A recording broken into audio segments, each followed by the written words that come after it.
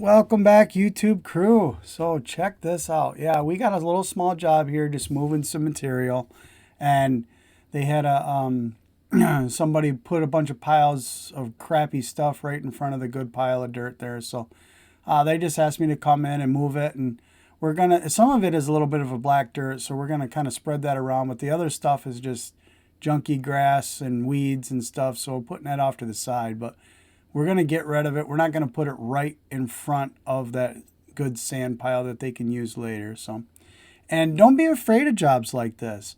You know, when you get these little small jobs, these are great. It only took me a couple hours, but that's besides the point.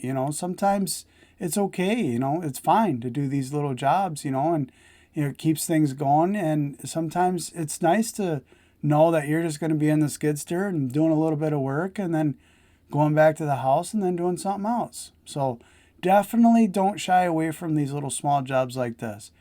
You got a customer calling and they got a little job, it's only a couple hours, and it's not going to be a whole lot of money. That's fine. That is completely fine.